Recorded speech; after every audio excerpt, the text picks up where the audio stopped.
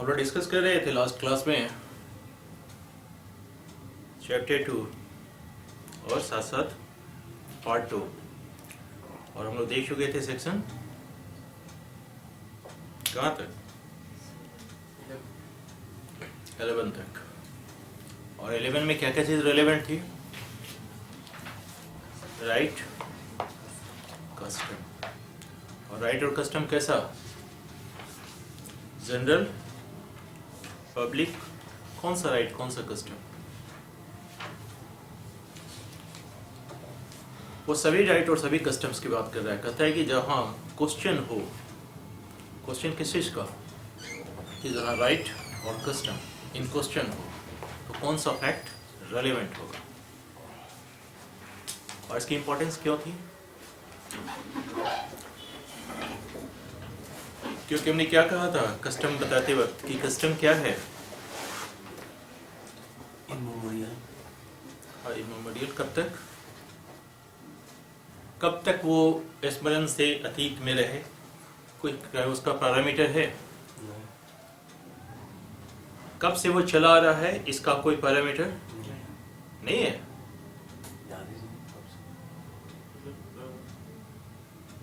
आप लोग होमवर्क नहीं करते हैं या कॉपी जगह पलट के नहीं रहते। हमने क्या कहा कि रिचर्ड प्रथम जो इंग्लैंड के किंग थे, उनके राज्याभिषेक की जो तिथि 3 सितंबर 1189, उनकी तिथि को हमने एक मान लिया है मानक कि अगर उस तिथि से कोई चीज़ है तो हम मान लेंगे कि वो हमारे मेमोरी से बाहर है और टर्म से वो चला आ रहा है।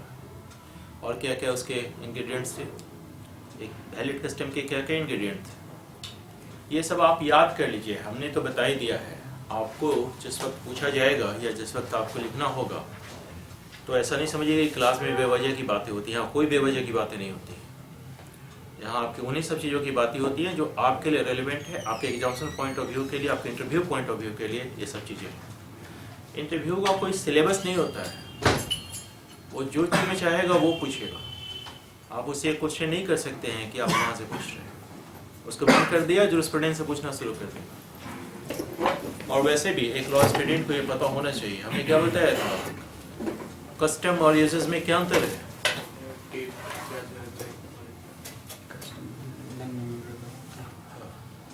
समझ रहे हैं? ठीक।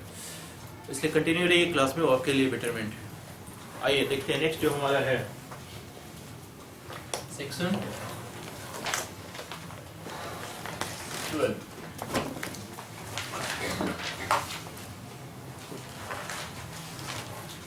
मन की या शरीर की दशा या शारीरिक संवेदना का एग्जिस्टेंट दर्शाने वाले फैक्ट रेलेवेंट है।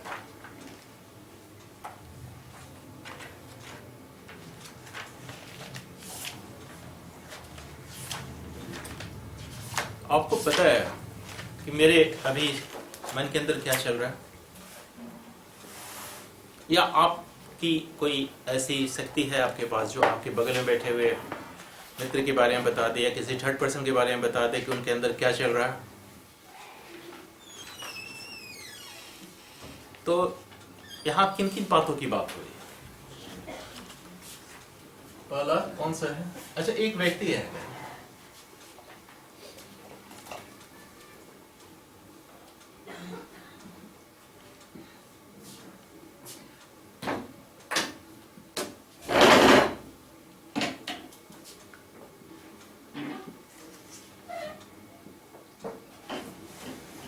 व्यक्ति मुस्कुरा रहा है। हर प्रसन्न व्यक्ति ही मुस्कुराता है। कौन कौन मुस्कुराता है? इनोसेंट पीपल मुस्कुराते हैं। अच्छा, पागल व्यक्ति, आप तो आपसे हम क्या आगे? पागल आदमी मुस्कुराते रहता है।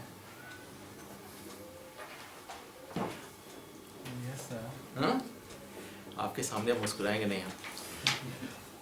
पता नहीं क्या प्रिजम्पशन कर लीजिए। देखिए, कोई व्यक्ति है तो ये इसका क्या है? अगर इस पूरे चीज को देखें तो ये क्या है? ये इसका बॉडी है।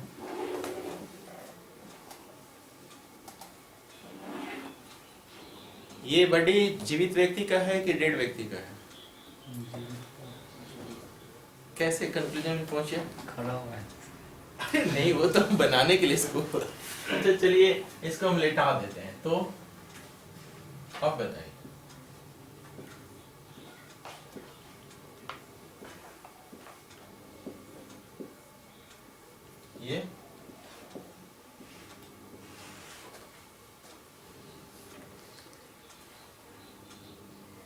ये जीवित है कि मृत्यु को प्राप्त कर चुका है? कौन सा है?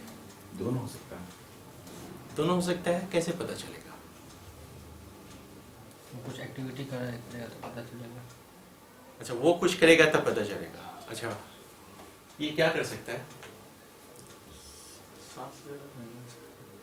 सांस ले रहा है। ये आपको कैसे पता चलेगा? आपको तो देख के बताना है। इसको अगर आप चूटी काटेंगे, न्यू पिंच करेंगे, ओल्ड पिंच करेंगे, तो ये क्या करेगा? इसको हमने पॉइजन दे रखा है, इसके शरीर पे क्या क्या इफेक्ट आएगा?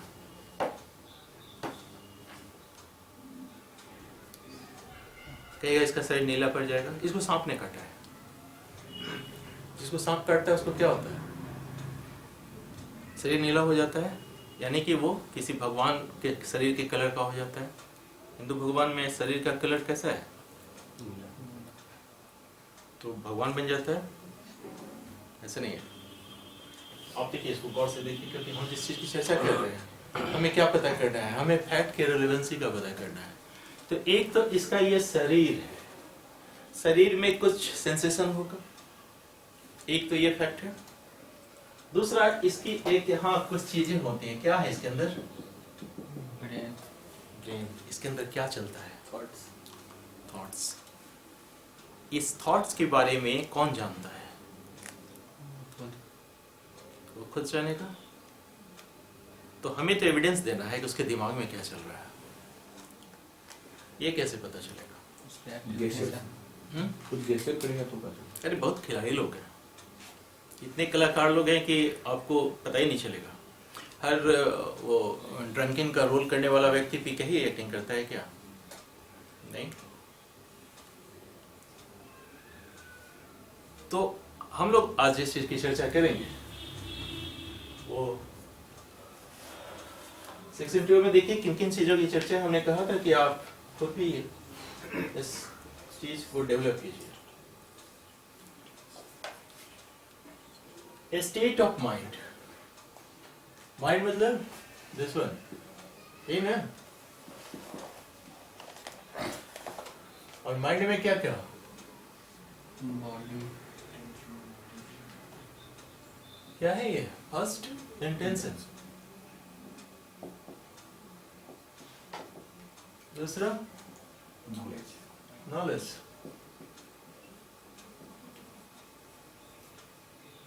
फिर गुड फेथ, और नेग्लिजेंस,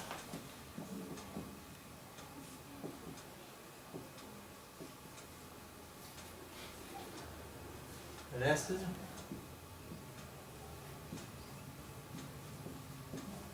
रेसनेस। रेसनेस क्या है? और इल विल और गुड विल।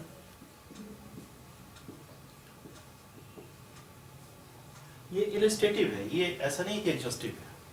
ये इसने बताया कि इस तरीके की अगर बात है, इसका मतलब क्या है? इंटेंशन का आ से नॉलेज, ज्ञान, good faith,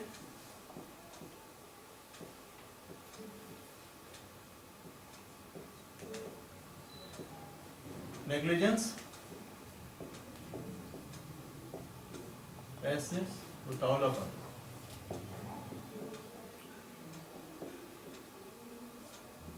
ill will. Ill will का मतलब क्या होगा?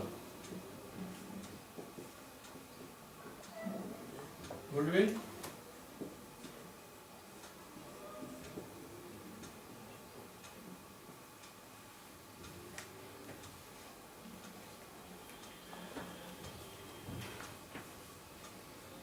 आप एविडेंस देने जा रहे हैं इन सब चीज़ों का, जो कि सिर्फ इसी को पता है, जो ये मनुष्य है, जो इसके अंदर है। याद कीजिए जस्टिस वॉवेन ने 1885 में क्या कहा था कि मनुष्य मतलब मेंस के माइंड में जो कुछ है वो एक फैक्ट है, उसी तरह से जैसे कि एक डाइजेस्टिव सिस्टम है। डाइजेस्टिव सिस्टम को हम कैसे देख लेते हैं बताइए। हमने खाना खा लिया, क्या प्रिजम्पशन है कि 3 घंटे के अंदर खाना बच जाएगा?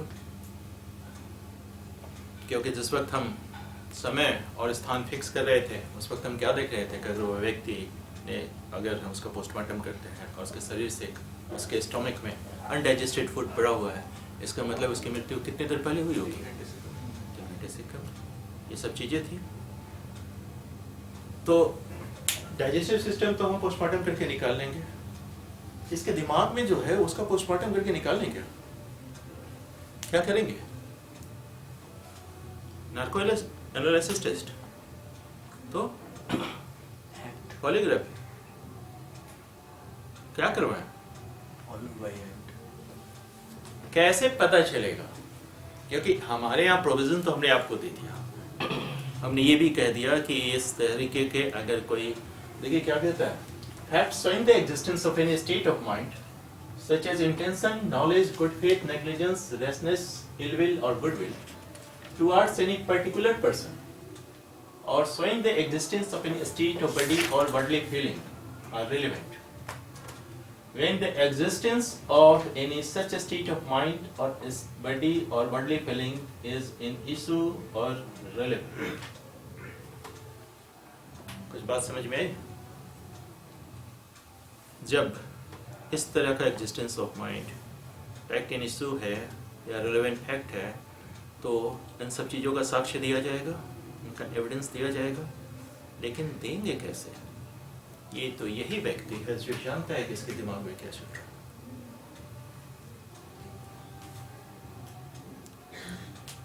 तो क्या करेंगे? कैसे साबित करेंगे?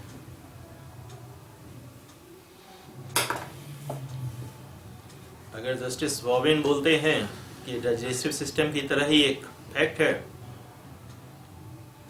तो ये कह देना आसान है। अभी बताइए, एक व्यक्ति पे हत्या का आरोप लगा हुआ है, तो हमें क्या प्रूव करना होता है? हत्या, मर्डर का फर्स्ट इंग्रेडिएंट क्या होता है? Intention to cause death. तो क्या चीज आया?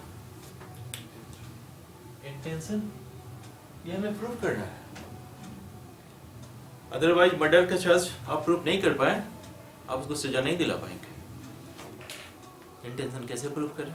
ये तो इसके दिमाग में चल रहा है।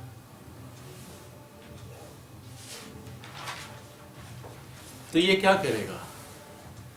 ये खुद ईमानदार बन जाएगा और कॉन्फेस कर लेगा। क्यों?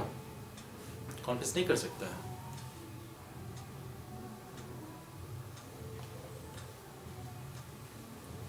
दूसरा, अगर ये कॉन्फेस नहीं किया तो हम इसको छोड़ दें,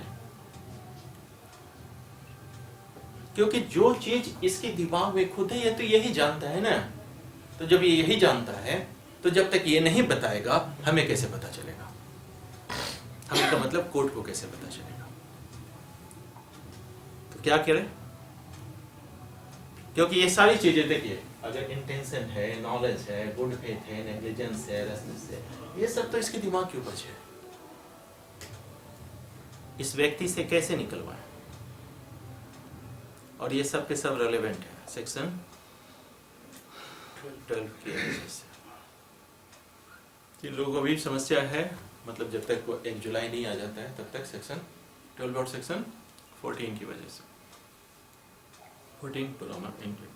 चलो उसकी हम चर्चा नहीं करेंगे क्योंकि आप कंफ्यूज हो जाएंगे, फिर हम लोग सिर्फ इसी पे कंसंट्रेट करेंगे। तो कैसे साबित करें? और दूसरी चीज, ये सब चीजें हैं क्या? लास्ट क्लास में मैंने बताया था इंटेंशन क्या है। इंटेंशन और मोटिव दोनों में फर्क बताइए। क्योंकि आप अगर नहीं पढ़ेंगे तो एग्जाम आपको देना है, आप जानते हैं कि आपका परिणाम क्या होगा। हमने क्या कहा, मर्डर का फर्स्ट इंग्रेडिएंट क्या है? Intention to cause death. Motive है क्या? तो मोटिव रेलेवेंट नहीं होता है। मोटिव नहीं रेलेवेंट होता है। किस सेक्शन के तहत? 8 पुराना वाला है, नया वाला 6 है। मोटिव, प्रिपरेशन क्या था, और कंडक्ट, प्रीवियस और सब्सिक्वेंट, ये सब आपको याद रखना होगा। वहाँ हमने मोटिव को रिलेवेंट बनाया था। मोटिव क्यों? अब एक बात समझिए कि एक व्यक्ति का मर्डर हुआ, किसी ने देखा उसका मर्डर होते हुए, ओके? वो व्यक्ति मार रहा है कि उसको गोली चलाया, किसी ने देखा। तो जिसने देखा उसका एविडेंस हम कोर्ट में ले सकते हैं।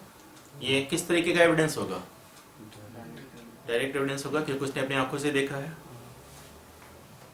पहली चीज, उस व्यक्ति का उसने मर्डर देखा, उस व्यक्ति ने उस व्यक्ति को क्यों मारा, ये तो किसी ने नहीं देखा, वो तो दिखता भी नहीं है, उसने तो सिर्फ मर्डर देखा है। तो उस व्यक्ति को किसी ने क्यों मारा, ये कौन बताएगा? जिसने मारा। और एक चीज और कि मारते वक्त उसका इंटेंशन था उसका मर्डर करना या सिर्फ पिटाई करना, ये कैसे पता चलेगा? उसके एक्ट किस तरीके से मार रहा था, कितना देर तक मार रहा था। अच्छा, एक गोली चलती है, कितना देर लगता है? 2 सेकंड। 2 सेकंड। उसमें वो उस मृत्यु को प्राप्त हो जाकर सही निशाने पे लगा तो मृत्यु को प्राप्त हो जाएगा। हमने किसी को पॉइजन दे रखा है, 3 महीने बाद उसकी मृत्यु होती है, कितना समय लगता है? तो हमारा पॉइजन देने का इरादा क्या था? मारना। गोली चलाने का इंटेंशन? तो समय कहाँ रिलेवेंट है? यहाँ पे तो निश्चय हमारा तो हमें तो इंटेंशन देखना है ना। हमने क्या कहा था कि अगर व्यक्ति को कोई ऐसा स्लो पॉइजन दिया जाता है कि 1 जनवरी को, फिर 1 फरवरी को, 1 मार्च को, और 3rd डोज के बाद उसकी मृत्यु हो जाती है, तो 3 महीने बाद में उसकी मृत्यु हुई। लेकिन फर्स्ट डोज जिस वक्त हम दे रहे थे उस वक्त क्या हमारा इंटेंशन नहीं था उसको मारने का? मारने का ही इरादा था। तो टाइम तो कोई मैटर नहीं रखता है। हमें इंटेंशन देखना है कि उस इंटेंशन कहाँ से आया। अगर ये व्यक्ति पॉइजन खरीद रहा है तो ये प्रिपरेशन है, ये प्रिपरेशन स्टेज में है ना, तो ये तो प्रिपरेशन है। तो प्रिपरेशन प्रिंसिपल है। कल बोल देगा कि हमने चूहा मारने के लिए खरीदा था। चूहा को मारना किस सेक्शन के तहत अपराध है?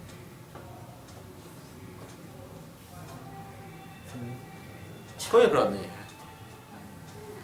अगर चूहा को मारना अपराध होता, सारी बिल्लियां फांसी पे चढ़ जाती, तो वो कोई अपराध नहीं है। क्योंकि हमारा अपराध के लिए क्या चाहिए? ह्यूमन बीइंग चाहिए जिसके अगेंस्ट में हम कुछ करते। हमने कानून किसके लिए बनाया है? तो कुत्ता किसी को काट ले, कोई अपराध नहीं है। हाँ? है कैसा नहीं? है पर किसको पनिश किया जाता है? जो उसके अगर एक कुत्ता का स्वामी है और वो कुत्ता इतना हिंसक है कि हर दिन 2-3 आदमी को काटते रहता है और उसकी शिकायत होती है उसके स्वामी से, तो कुत्ते का हिंसक होना स्वामी के नॉलेज में है या नहीं है? प्रिजम्पशन क्या है? अरे जो काटा वो उसके मालिक को शिकायत कर रहा है, इसमें प्रिजम्पशन क्या है? नॉलेज न है कि उसको वो कुत्ता आपका हिंसक है। ये नॉलेज की बात आती है ना। नॉलेज किसी के ज्ञान में है, उसके अंदर है, ये कैसे साबित करेंगे? और दूसरी चीज, आप ये सब चीजों का एविडेंस दे देती हैं अगर आप, तो ये कंक्लूसिव प्रूफ हो जाएगा। नहीं, तो हम पढ़ क्यों रहे हैं? कोर्ट को समर्थ बनाने की प्रवृत्ति रख रहा है ये सब न। आप कोर्ट के सामने क्या चीज एस्टेब्लिश करना चाहते हैं? फैक्ट। किसके related? Fact in issue. Fact in issue के रिलेटेड फैक्ट को आप एस्टेब्लिश कर रहे हैं, और वो जैसे एस्टेब्लिश हो जाएगा तो मामला प्रूफ हो जाएगा? हो जाएगा? तो यही तो पूछ रहे हैं कि अगर ये एस्टेब्लिश हो गया कि इसके दिमाग में उसको मारने का था तो ये प्रूफ हो गया। इस बारीकियों को समझना ऐसे देखिए, एविडेंस सेट आपको भले ही बहुत छोटा पतला दिखता हो, लेकिन पतला दिखने वाला, छोटा दिखने वाला बारीक चीज़ बहुत खतरनाक होता है। मतलब ये नहीं, चलो हम एटम बम की बात करते हैं, कितना छोटा होता है, दिखता है आंखों से, लेकिन विनाश उसका, वो तो हिरोशिमा नागासाकी समझ रहा होगा कि क्या हाल हुआ था। ठीक है, आइए हम लोग देखते हैं, पहले इन सब चीज़ों को देख लें कि क्या है, उसके बाद हम लोग देखेंगे कि इसको कैसे प्रूव करेंगे, और दूसरी चीज़ और बाकी चीज़ें जो एक दो एक्सप्लेनेशन है उसका क्या मतलब है। सेक्शन 12 के कंसर्न इंटेंशन क्या है?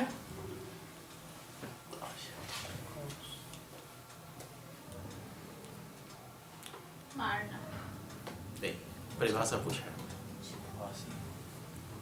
आशय तो आपने उसका हिंदी रूपांतरण का आपके कॉपी में कहीं नहीं लिखा हुआ है, हमने कहीं नहीं बताया कि इंटेंशन क्या है।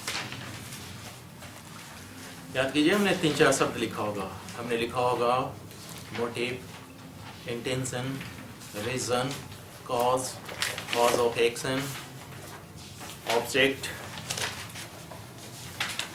जब किसी भी काम को करने से पहले जस्ट पहले हमने आपको क्या कहा कि आपको याद कीजिए वो एग्जाम्पल कि किसी की ये मोटिव है कि गंगा प्रदूषित न हो। कोई व्यक्ति गंगा में क्या डालता है? कल पूजा की, वो आज कचरा हो गया। मतलब पूजा की सामग्री लेके आप जो गंगा जी में जाते हैं कि गंगा जी में विसर्जित करेंगे, आपके यहाँ पूजा था ना लास्ट डे, कहाँ डाला सामान? अच्छा ठीक है, आप सही। तो अगर ऐसी स्थिति आप करते हैं और किसी ने उस व्यक्ति ने देख लिया जिसको ये पता है कि गंगा पवित्र हो रही है, उसने किसी पर्टिकुलर व्यक्ति का जो ऐसी स्थिति कर रहा उसका मार डाला, किस चीज से मोटिवेटेड था वो? गंगा को पवित्र रखना था। और जो एक्ट किया उसने उस व्यक्ति की हत्या करके, वो क्या था? वो इंटेंशन था। जिस वजह से वो व्यक्ति कार्य करने के अपने नियंत्रण को खो देता है, वो उसका मोटिव है। आप यहाँ मोटिवेशन के तहत पढ़ रहे हैं ना कि कल होके मजिस्ट्रेट बनेंगे। मोटिव क्या है यहाँ और इंटेंशन क्या है?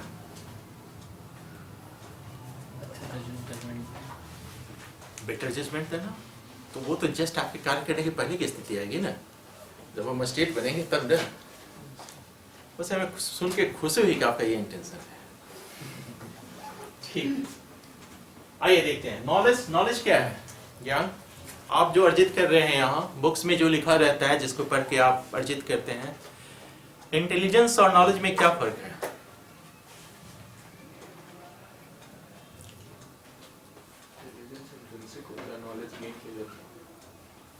थोड़ी इंटेलिजेंस इंट्रिंसिक होता है, नॉलेज गेन किया जाता है। इंटेंशन इंट्रिंसिक होता है, इंट्रिंसिक मतलब इंटेलिजेंस पहले से होता है कुछ लोगों में, बाय बर्थ होता है। कुछ लोगों में। हाँ ठीक है, कुछ हद तक आप सही हैं, क्योंकि इंटेलिजेंस वो होता है जो एक्वायर्ड नहीं किया जाता है।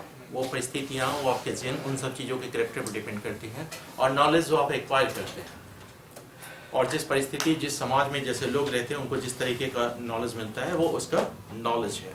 लेकिन वो रहता कहाँ है नॉलेज? देश कब आजाद हुआ? 1947।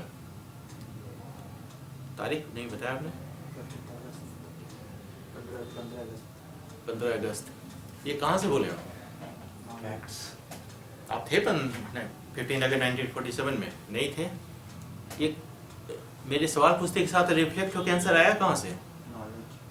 ये नॉलेज है, बट आया कहाँ से? ये सब दिमाग में चल रहा है, ये सब दिमाग। गुड फेथ क्या है? ये good faith, good faith IPC में डिफाइन है, और ये जो भारतीय साक्ष्य अधिनियम है ये क्रिमिनल मामलों में भी लागू होगा और सिविल मामलों में भी। गुड फेथ का मतलब क्या होता है? कोई भी कार्य अगर ड्यू केयर और अटेंशन के साथ किया जाए तो। कहाँ डेफिनेशन है इसके? देखिए, हम इसलिए बोलते हैं ना कि आपसे कई बार ऑब्जेक्टिव में ये प्रश्न पूछा जाता है और ढेर सारे डेफिनेशंस के सेक्शंस लिखे रहेंगे, आपको करेक्ट आंसर देना होगा। ऑब्जेक्टिव में जहाँ मल्टीपल चॉइस क्वेश्चंस है वहाँ कि ये किस सेक्शंस के तहत इसका डेफिनेशन दिया हुआ है। सेक्शन 211 में है नेग्लिजेंस क्या है?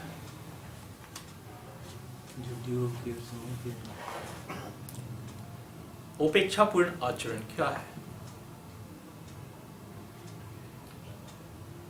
प्रिकॉशन। हाँ, देखिए, प्रत्येक व्यक्ति के ऊपर एक लीगल लायबिलिटी है कि वो युक्त रिजनेबल सावधानी बरते। इसके मतलब क्या होता है? आप गाड़ी चलाते होंगे, लिखा होगा कहीं इसकी स्पीड सीमा कितनी, 20 किलोमीटर। इसका मतलब क्या होता है कि गाड़ी उस रेंज से जब आप निकालें तो आपका जो स्पीड होनी चाहिए 20 किलोमीटर के अंदर होनी चाहिए। ये किस लिए लिखा जाता है? कहीं हॉस्पिटल के सामने कृपया हॉर्न न बजाएं, या जहाँ स्कूल क्रॉसिंग है, जहाँ लोग बच्चे जाते हैं, वहाँ लिखा रहता है कृपया धीमे चलें। ये क्या है आपके ऊपर? ये आपकी लायबिलिटी है, आपके ऊपर ड्यूटी इम्पोज्ड है कि एक रिजनेबल ड्यूटी और एप्लीकेशन के तहत आप काम करें, और अगर आपने नहीं किया तो ये नेग्लिजेंस है। क्योंकि आप कंट्रीब्यूटरी नेग्लिजेंस हम लोग देखेंगे टॉट में कि वो क्या है। एक्सीडेंट हमेशा क्या आपकी गलती से होती है? सामने वाले की भी। तो इसमें आपका भी गलती शेयर होता है, उसका भी गलती का शेयर होता है। आप जाते वक्त लाल दुपट्टे वाली जरा तो करते हुए अगर निकल रहे हैं तो कहाँ जाएंगे आप? किसी को ठोकेंगे या किसी से टकराएंगे? तो आपका नेग्लिजेंस कितना पार्ट कर रहा? और उतावलापन, आप गाड़ी चला रहे हैं, अचानक से पता चला आपके पिताजी का एक्सीडेंट हो गया, जल्दी हॉस्पिटल आइए। आपकी नॉर्मल स्पीड रहेगी? आप उस वक्त देखेंगे कि स्पीड सीमा कितनी लिखी हुई है और उसमें किसी को ठोक दिए तो? क्या फर्क है नेग्लिजेंस और रेसनेस में? उतावलापन और उपेक्षापूर्ण में क्या अंतर है? देखिए, उपेक्षा में आपको किसी फैक्ट की नॉलेज रहती है, लेकिन आप खुद सोचिए, जब उतावलापन में आप गाड़ी चला रहे हैं, क्या उस वक्त आपका दिमाग उस वक्त काम कर रहा है कि अभी हम जो गाड़ी चला रहे हैं उसका परिणाम क्या होगा? नहीं, आपको परिणाम का ज्ञान उस वक्त नहीं होता है। ये पता है कि एक्सीडेंट हो सकता है, बट ये नहीं होता है कि अब हमको उसमें अपनी लीगल लायबिलिटी जो भी हमारे ऊपर इम्पोज्ड है हम उसको काम करें, क्योंकि इस वक्त की मांग है कि आप जल्दी से जल्दी पहुंचिए। और अगर किसी ने कह दिया कि ब्लड की जरूरत है, नहीं आओगे तो 2 मिनट में एक्सपायर कर जाएंगे, तब तो आपकी स्पीड और बढ़ जाएगी। और वैसे में अगर जाम मिल गया तो, वैसे में रैली मिल गई तो क्या करेंगे? और पता चला कि जाते जाते 2 मिनट का विलंब हो गया और आपका पर्पस फुलफिल नहीं हुआ, और आप किसको लायबल ठहराएंगे? रैली वालों को? जाम को? एक मूवी आई है रिसेंट में, कागज 2। किसने देखी है? कौन सा? कागज 2। अगर कभी मौका मिले तो देख लीजिए। आप देख, हीरो देख के मूवी देखेंगे। इलविल गुडविल ये समझाने की जरूरत नहीं है। आपके कोई बहुत अच्छे मित्र हैं, उनके प्रति आपकी भावना कैसी होती है? गुडविल। आपकी गर्लफ्रेंड के प्रति भावना?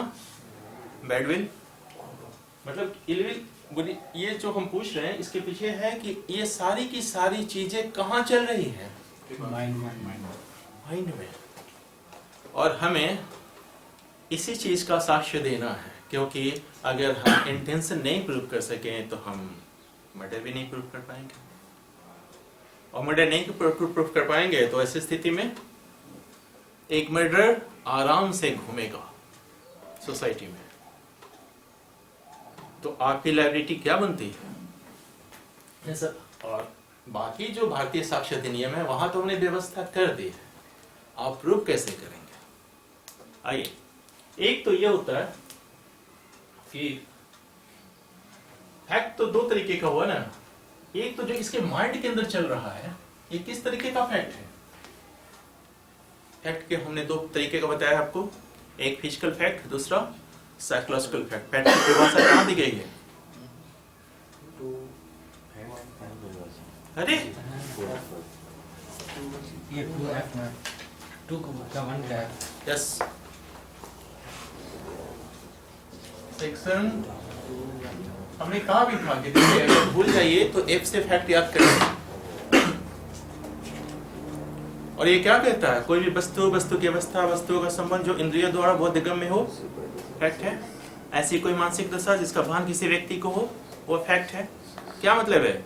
जो भी परसीव्ड बाय योर सेंसेस हैं वो भी फैक्ट है। और जो परसीव्ड बाय सेंसेस हैं वो किस तरीके का फैक्ट है? फिजिकल फैक्ट है। और दूसरा साइकोलॉजिकल फैक्ट। तो एक फैक्ट तो ये है कि इसके शरीर के साथ कुछ भी होता है, अगर शरीर इसको संवेदना हो, इसको सेंसेशन हो, इसके बर्थडे के साथ हो, कोई देख रहा है किसी का मर्डर होते हुए अपनी आंखों से, ये सब क्या है? किस तरीके का फैक्ट है? ये फिजिकल फैक्ट है। इसके अंदर किसी व्यक्ति की ख्याति है, किसी व्यक्ति का रेपुटेशन है, कोई व्यक्ति अपने अंदर इन सब चीजों को लेके बैठा हुआ है, ये किस तरीके का फैक्ट है? ये साइकोलॉजिकल फैक्ट है। और इन दोनों फैक्ट ही रेलेवेंट होते हैं। ये फैक्ट हैं तो रेलेवेंट कब होंगे? जब फैक्ट इन इशू या रेलेवेंट फैक्ट के से कनेक्टेड होंगे, तभी तो। प्रत्येक चीज का साक्ष्य आप नहीं दे सकते हैं ना। सेक्शन 3 आपको क्या कहता है? Only fact in issue. And relevant fact का ही एविडेंस देंगे आप। No others. और नो अदर्स, ये भी लिख दिया उसने, और किसी का नहीं। ठीक है, आइए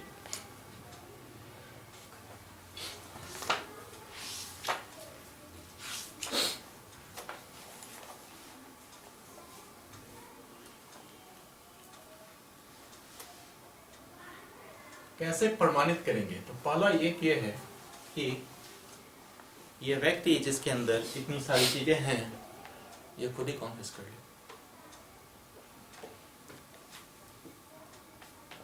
या एडमिशन कर ले, क्योंकि हम लोग नेक्स्ट क्लास में देखेंगे एडमिशन कॉन्फेशन में क्या अंतर है। एडमिशन जब भी होगा वो सिविल मामलों में होगा, अभी मोटा मोटी बाकी हम बताएंगे। कॉन्फेशन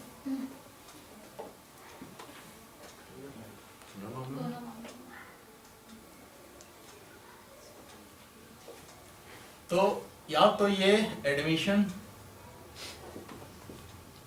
या कॉन्फेशन कर ले।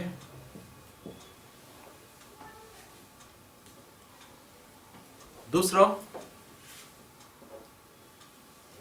ये कहता है कि मामला एक्सीडेंट से हो गया या मिस्टेक से हो गया। अगर ये कहता है और हम यानी कि प्रोसिक्यूशन इसके इस प्ली को अगर काट रहा है तो किसी निष्कर्ष पे पहुंचेंगे। अगर ये कहता है कि एक्सीडेंट से हुआ है, याद कीजिए रिटन भ्रम, क्वीन भ्रम से रिटन क्या कह रहा था उसने? गोली कभी चल गई। किस व्यक्ति को आभास होगा कि अभी गोली चलने वाली है और वो पुलिस को फोन करेगी? क्या था मामला, समझ रहे हैं ना? उसने ऑपरेटर को फोन किया और कहा कि मुझे पुलिस लगे को कनेक्ट कीजिए। उसके बाद उसने वहां का एड्रेस बताया, फोन डिस्कनेक्ट हो गया। ऑपरेटर ने पुलिस को फोन कर दिया, पुलिस आती है, वो महिला डेड पा जाती है। हस्बैंड क्या कहता है? एक्सीडेंट से हो गया। आपको क्या लगता है सारी परिस्थितियों में कि उस महिला को पूर्व आभास हो चुका था कि एक एक्सीडेंट होने वाला है? नहीं। आप प्रिपरेशन करते हैं किसी चीज का और उसको अंजाम देते हैं, तो ये जो प्रीवियस कंडक्ट है आपका प्रिपरेशन के कंसर्निंग, वो क्या चीज है? अगर आपने एग्जीक्यूट कर दिया, क्योंकि हमने क्या बताया था ऑफेंस के कंसर्निंग कितने स्टेज से होकर गुजरता है? First intention, second preparation, And attempt. Third attempt and fourth execution. तो अगर आप प्रिपरेशन करके कोई चीज़ रखे हुए आप गन खरीदते हैं, किसी से आप बोलते हैं कि हमको उसको मारना है, ये सारी चीज़ें जो आपके प्रीवियस कंडक्ट को शो कर रही है वो कहीं ना कहीं जाके आपके इंटेंशन को शो कर रही है। कभी एक्सीडेंट होगा तो वो 4 लोगों से बोलते चलेगा कि कल मेरा एक्सीडेंट होने वाला है या कल उस व्यक्ति का एक्सीडेंट होने वाला है जिसमें मैं एक्यूज्ड बनूंगा। ये होता है क्या? और नास्तेदमस की भविष्यवाणियां नहीं, हम पूछ रहे हैं कि अगर ऐसी हो तो कोई पंडित जी बोले कि कल आप जाइएगा, किसी के आपके हाथों किसी का कल्याण होने वाला है,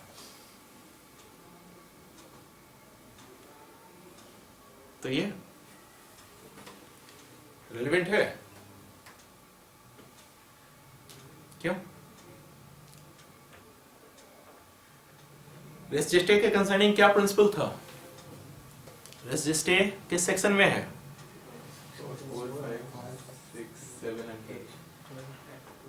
6, 7, 4, 5, 6, 12, 5, 6, 7, 5, 6, 7. ठीक है, हमें ये सिर्फ ये सुनना था कि अगर आपने सिर्फ कहा होता कि सिर्फ सेक्शन 4 में है तो हम सोचते कि सारा मेहनत बेकार हो गया।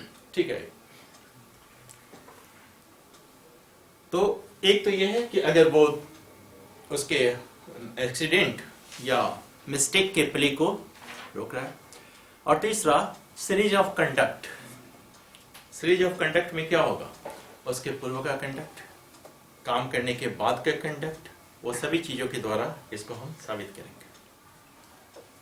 इसमें जो इलस्ट्रेशंस दिए गए हैं 16 इलस्ट्रेशंस क्या एक्सप्लेनेशन की बात नहीं कर रहे, इलस्ट्रेशंस की बात कर रहे हैं।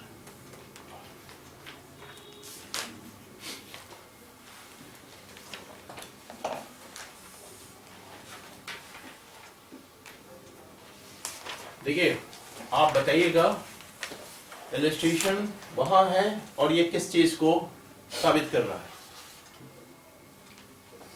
ये जो लिस्ट है इनमें से किस चीज को ये इलस्ट्रेशन बता रहा है? ठीक है, क्या कहता है? ए एक्यूज्ड है किस चीज के लिए? चुराई हुई वस्तु के लिए। A is accused of receiving stolen goods knowing them to be stolen. Knowing them to be stolen. Knowing का मतलब नॉलेज। ये कैसे? अगर मेरे पास कोई चीज वस्तु है और मुझे मिलती है, अगर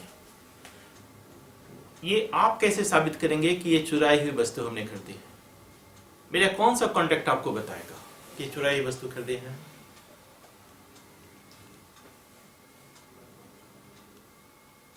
डिपेंड करेगा क्या चीज। हम अगर दुकान से भी खरीदते हैं और हमें नहीं पता है वो दुकानदार चोरी का सामान बेचता है, तो हम तो खरीद के चले आए और बाद में पता चला कि ये स्टोलन प्रॉपर्टी मेरे पास से बरामद हुई। ये कैसे पता चलेगा कि हम ये जानते हुए कि स्टोलन प्रॉपर्टी है हमने परचेज किया?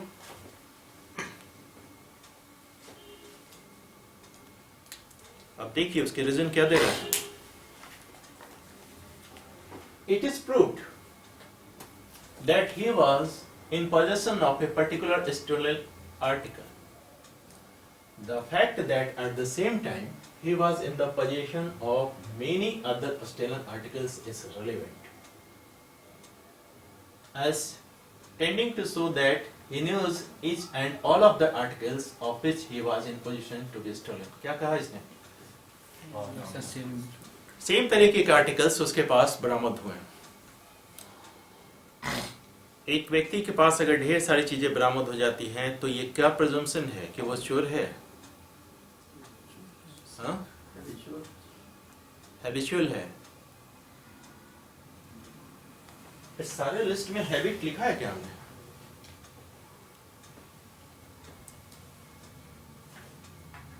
किसी की चोरी करने की आदत है तो जरूरी है कि उस पर्टिकुलर आइटम के साथ भी उसने चोरी की होगी।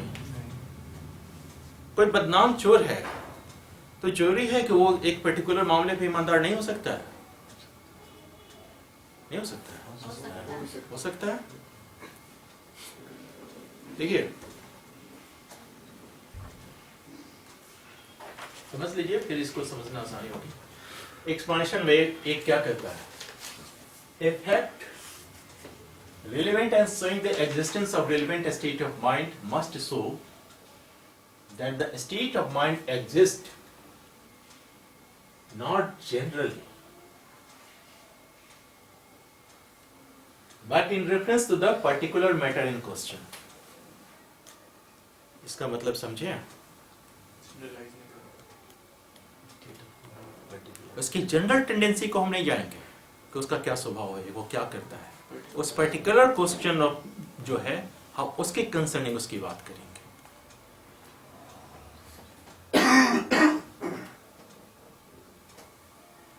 इसलिए यहाँ जनरल टेंडेंसी पे हम बात नहीं करने जा रहे हैं। अगर कोई घटना घटी, अगर चोरी की वस्तु मिली है तो पर्टिकुलर चोरी के आर्टिकल पे ही हम उस पर बात करेंगे। किसी व्यक्ति ने अगर किसी व्यक्ति को मारा है, अगर एक व्यक्ति है उसकी आदत है राह चलते हुए लोगों पे गोली चलाना, लोग बच जाते हैं, ये रेलेवेंट फैक्ट है। इसके तहत सेक्शन 12 के तहत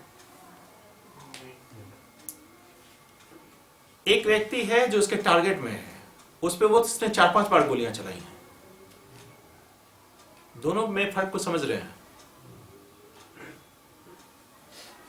हम घर के बाहर बंदूक लेके खड़े रहते हैं और आने जाने वाले प्रत्येक व्यक्ति पे निशाना लगाते हैं कि आज देखते हैं कौन मरेगा मेरे हाथ से। और एक व्यक्ति को हमने टारगेट बना रखा है, ये एक एपिसोड हुआ। दूसरा एपिसोड, एक व्यक्ति को हमने टारगेट बना रखा है कि ये 3 बजे आएगा और इसको हमको ठोक देना है, और गोली मारते हैं। एक दिन बच जाता है, 2 दिन बाद फिर आता है, फिर गोली मारते हैं उसी व्यक्ति पे, इस पर्टिकुलर व्यक्ति पे। ये 3-4 अटेम्प्ट करने के बाद एक बार हम उसको मार डालते हैं। क्या दोनों चीजें सेम है? मेरी पहली वाली आदत कि हम प्रत्येक व्यक्ति पे अपना निशाना देखते हैं, यह रेलेवेंट है सेक्शन 12 के तहत? क्यों? जनरल, क्योंकि मेरी जनरल है, मेरी हैबिट है, मेरे खुमार में है कि हम थोड़ा सा सन की किस्म के आदमी हैं, और उसमें पर्टिकुलर है। इसीलिए ये एक्सप्लेनेशन बहुत इंपॉर्टेंट है आपके लिए। सर ये उसका माइंड ये है 3 ही बजे मुझे सिखाया। नहीं 3 बजे के बाद हमने एक इंस्टेंस दिया है आपको। आप क्यों घड़ी देख रहे हैं? घबराइए नहीं। तो ये हम आपको समझाने के लिए बोले, आगे इलस्ट्रेशन में भी है, ठीक है। तो फर्स्ट इलस्ट्रेशन क्या कहता है कि अगर उस व्यक्ति के पास उसी तरीके का ढेर सारा आर्टिकल मिलता है,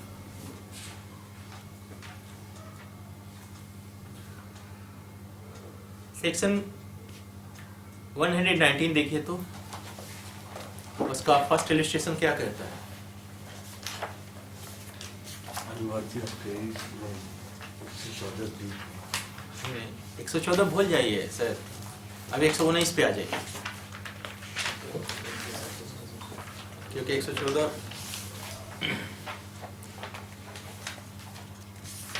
क्या कह रहा है? कोई व्यक्ति जिसके कब्जे में संपत्ति, चुराई हुई संपत्ति प्राप्त होती है, क्या प्रिजम्पशन है? या तो वो चोर है या जानते हुए कि उसने चोरी का संपत्ति खरीद रखा है। ये किस तरह का है? ये प्रिजम्पशन है। अगर किसी व्यक्ति के पास चुराई हुई संपत्ति चोरी के तुरंत बाद बरामद होती है तो कोर्ट ये प्रिज्यूम करेगा, प्रिज्यूम मतलब मे प्रिज्यूम, या मे प्रिज्यूम का मतलब रिवर्टेबल है। ये प्रिजम्पशन ऑफ फैक्ट है। हमने क्या कहा था? प्रिजम्पशन कितने तरीके के हैं? मे presume, self presume, conclusive proof. तो ये किस तरीके का प्रिजम्पशन है? मे प्रिज्यूम है, यानी कोर्ट प्रिजम्पशन करने के लिए बाध्य नहीं है, आप उसको बात नहीं कर सकते। लेकिन प्रिजम्पशन है क्या? कि अगर उसके पास चुराई हुई संपत्ति चोरी के तुरंत बाद बरामद होती है तो व्यक्ति या तो चोर है, अदरवाइज या जानते हुए कि वो चुराई हुई संपत्ति है उसने खरीदा है। और आप जानते हैं कि चुराई हुई संपत्ति खरीदना भी अपराध है। तो अब उसके पास जब इतने मात्रा में आर्टिकल मिल रहे हैं तो क्या प्रिजम्पशन होगा? और ये रेलेवेंट होगा किस सेक्शन के तहत?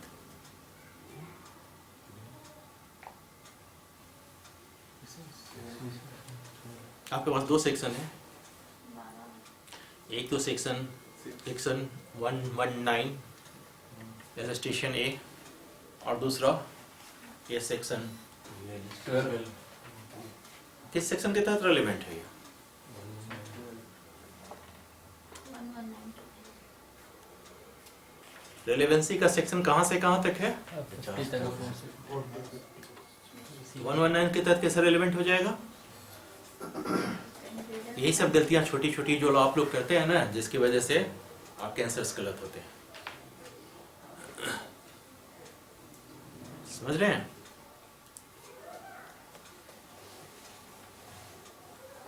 आइए, तो इसका मतलब समझ गए? इस इलस्ट्रेशन को 16 इलस्ट्रेशन है, सबको हम एक हल्का सा समझा दे रहे हैं, फिर हम लोग इस पे आते हैं, इसके एक्सप्लेनेशन पे।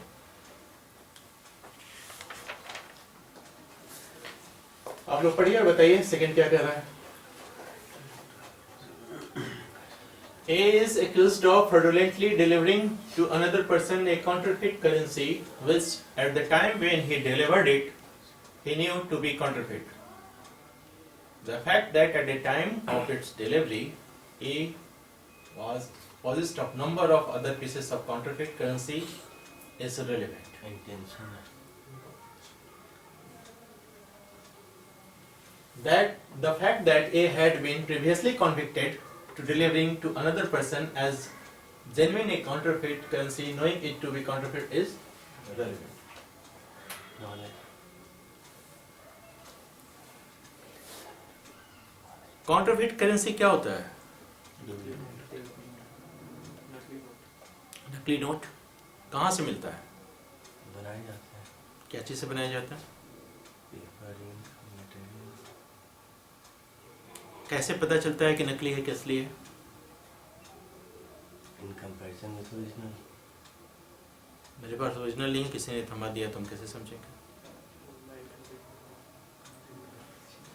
एक नोट होता है। देखिए, किस चीज़ को डेप्थ में समझने की कोशिश कीजिए। आप बाजार से गए, आपने कुछ सामान खरीदा, आपने एटीएम से पैसा निकाला और पता चला कि उसमें कुछ नोट नकली हैं। आपको कैसे पता चलेगा कि नकली हैं कि असली हैं? आप जिस वक्त उसको कैश कराने गए या जमा करने गए, बैंक मैनेजर या कैशियर बोलता है कि ये तो नकली है। आपके पास बहुत बढ़िया प्रिंटर है, इतना बढ़िया कि एकदम कॉपी कर डालेगा। आप नोट छापते हैं रात भर और सुबह उसको सर्कुलेट करते हैं। नहीं, आपका मतलब मैंने जनरल जिसकी वजह से सर्कुलेट करते हैं। आप जानते हैं ना कि ये नोट नकली है? कैसे जानते हैं? आपने खुद बनाया। ये आपके नॉलेज में, हमने क्या कहा, आपके दिमाग में क्या चलता है वो तो वहां अंदर में है। आपकी एक्ट से पता चलेगा या आप खुद जानते हैं? यहाँ क्या लिखा है? New Knows. At the time he delivered, he knows. He knew to be counterfeit. वो जानता है। तो ये जो चीजें हैं, ये क्या कर रहा है? हाँ, A was possessed of number of other pieces of counterfeit currency is relevant. ये तथ्य है कि उसके पास उसी तरीके के ढेर सारे नकली नोट या काउंटरफीट कृत करेंसी, मतलब सिक्का या जो भी मौजूद है, कौन से नहीं लिखा है, करेंसी लिखा है, तो वैसी स्थिति में ये रेलेवेंट है। किस वजह से? क्या साबित करना चाह रहे हैं? पता था इंटेंशन नहीं, नॉलेज। क्योंकि ये सब चीजें क्या साबित करें? क्योंकि हमें पता है ना कि उसके दिमाग की चीज तो वो जानता है, वो कॉन्फेस नहीं किया, तो अब हम कैसे साबित करेंगे? इन्हीं सब चीजों से। उसके पास एक नोट नहीं है, उसके पास ढेर सारे नकली नोट है, उसके पास एक चुराई हुई आर्टिकल नहीं है, उसके पास ढेर सारे चुराए हुए आर्टिकल्स हैं। ये सब चीजें क्या प्रमाणित करती हैं? इसको जानकारी थी कि ये सब चुराई हुई संपत्ति है, ये सब नकली नोट है, ये सब इनडायरेक्टली इस बात का प्रमाण है कि वो व्यक्ति को नॉलेज थी इस बात की। वो ये नहीं कर सकता है कि गलती से मेरे पास, गलती से आपके पास एक आ सकता है ना, गलती से इतने सारे कैसे आ जाएंगे? जैसे हमें धोखा हो सकता है, किसी ने हमें एक नोट दे दिया, लेकिन हमारे पास अगर ढेर सारे नोट नकली मिले तो ये कैसे आप कहेंगे कि आपको पता ही नहीं था कि नकली नोट है? समझ रहे हैं? ये सब साबित करने का, ये रेलेवेंस है, ये फैक्ट जिस वक्त आप देंगे उस वक्त के लिए रेलेवेंट है। ठीक है, क्या कहता है? Issues B for damage done by a dog of bees, which B knew to be ferocious, मतलब खुंखार। खुंखार कुत्ता क्या करेगा? काटेगा, किसी दूसरे कुत्ते को मार डालेगा, ये होगा ना? और आदमी को नहीं मार डालेगा, आदमी को ही मार डालेगा। The fact that dog had previously bitten किसको XYZ and they had made complaint to B, और ये सब के सब B को कंप्लेंट कर रहे हैं, ये रेलेवेंट है? Knowledge proof. क्योंकि एक बार किसी को कुत्ता काटता तो बात थी, ये बार बार XYZ सबको काट रहा, सभी ने कर रहे, तो उस कुत्ते के मालिक को इतना तो पता चल गया ना कि मेरा कुत्ता खतरनाक है, तो उसकी लायबिलिटी बढ़ गई। तो ये अगर कहे कि हमको पता ही नहीं मेरा कुत्ता खतरनाक है, हमारे घर में तो किसी को नहीं काटा, ये irrelevant। समझ रहे हैं?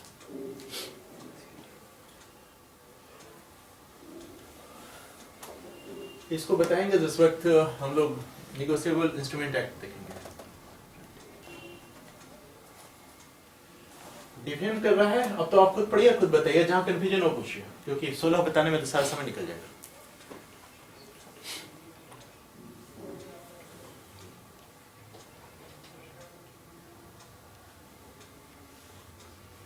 देखिए हमें क्या क्या प्रूफ करना है उसके रिकॉर्डिंग है। हमने इंटेंशन देख लिया, नहीं देखा? इस रजिस्ट्रेशन में इंटेंशन दिखा, नॉलेज दिखा। आइए सेकंड क्या है? Good faith. देखिए क्या कहता है?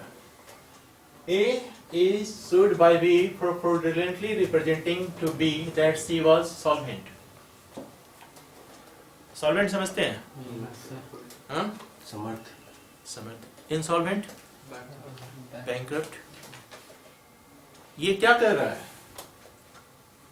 उसने कहा कि B ने क्या किया? A is sued by B, यानी A क्या किया था कि इसने C को कहा था B के बारे, मतलब C के बारे में B को कहा था कि वो सॉल्वेंट है। जब ये उसको कह रहा है तो निश्चित रूप से अगर कोई ट्रांजैक्शन करेगा किसी व्यक्ति से तो सॉल्वेंट से करेगा या इंसॉल्वेंट से करेगा?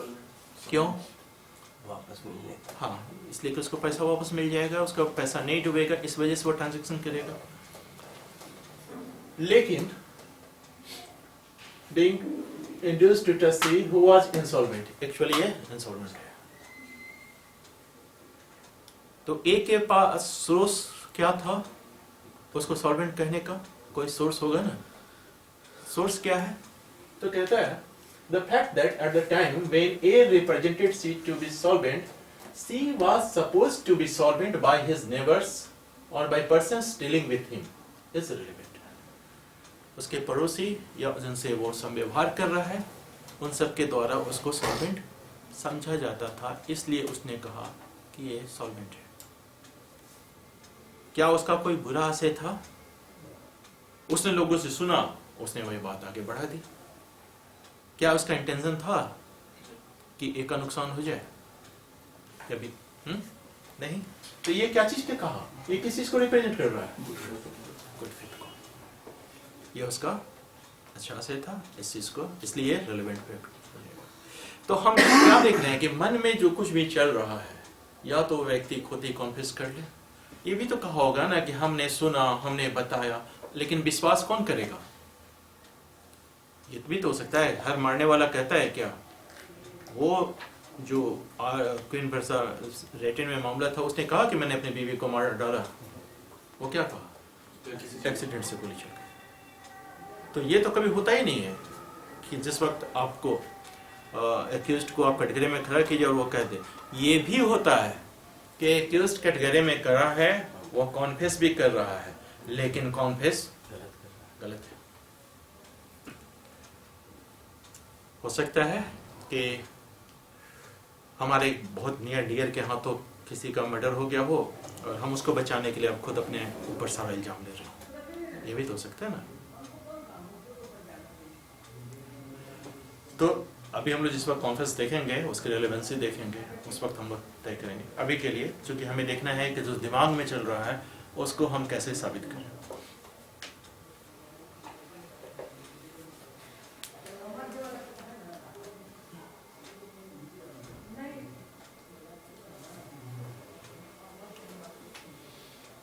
देखिए, A is charged with shooting at B with intention to kill him.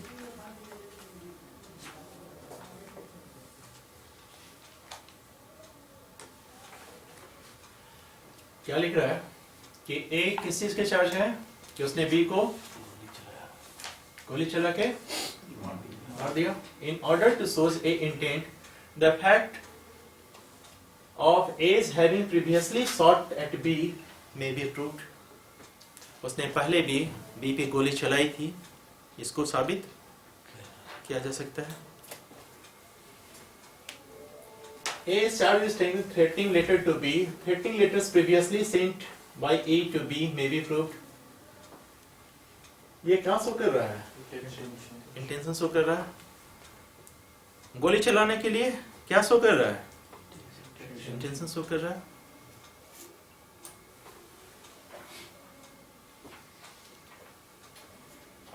The question is whether A has been guilty of cruelty towards B, his wife. Expression of their feeling towards each other shortly before or after the alleged cruelty are relevant fact. Cruelty का मामला कहाँ आता है? Offence में कि civil में? Cruelty के आधार पे डिवोर्स नहीं होता है।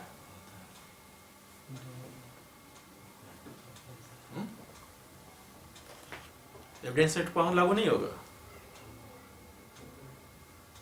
हस्बैंड वाइफ लड़ते हैं, सुना है? अच्छा, मतलब आप लोग क्यों सुनेंगे?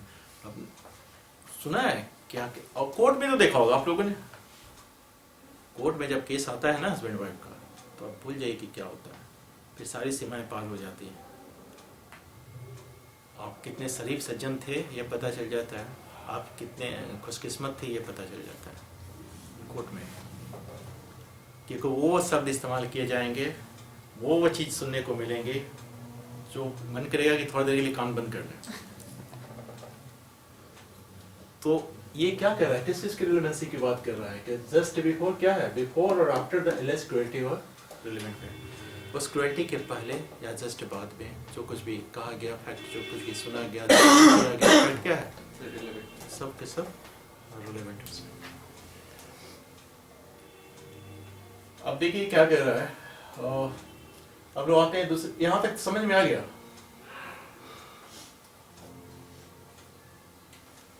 इसके पहले एक्सप्लेनेशन को देख लीजिए, फिर नीचे आते हैं।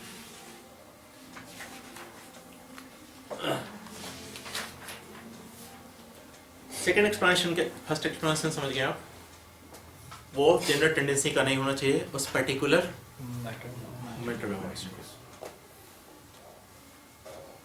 यानी अगर एक कुत्ता सबको काट रहा है तो मालिक के पास क्या है? नॉलेज है। और कुत्ते के काटना जेंडर टेंडेंसी है। हम खड़े होकर निशाना लगाते हैं सभी व्यक्ति पे, ये क्या है? जेंडर टेंडेंसी है। एक पर्टिकुलर व्यक्ति पे 3-4 बार निशाना लगाएं, पर्टिकुलर स्टेट ऑफ माइंड है, वो इंटेंशन है।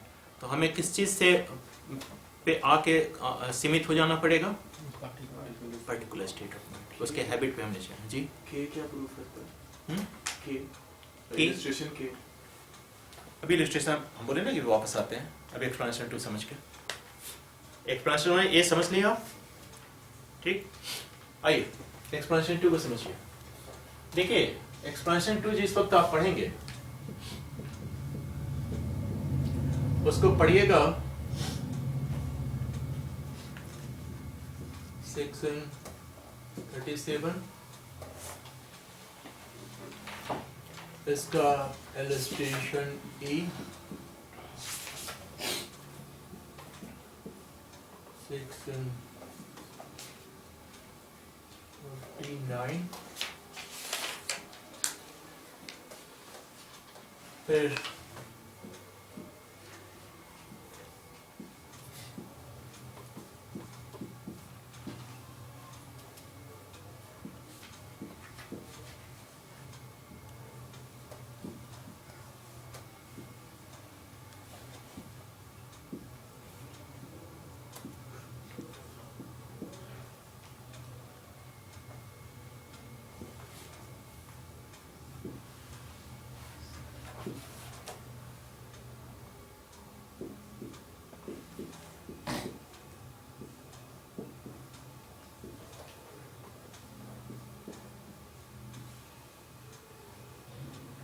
क्वीन वर्सेस कार्तिक चंद्र दास, एक जजमेंट आया था जिसकी वजह से इसको इंसर्ट किया गया इस एक्सप्लेनेशन 2 को।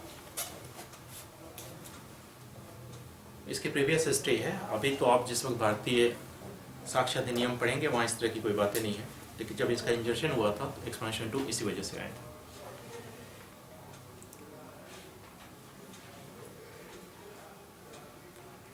भारतीय नागरिक सुरक्षा संहिता लाए हैं आप लोग? सर के पास होगा? अच्छा कोई बात नहीं। क्वीन वर्सेस कार्तिक चंद्र दास।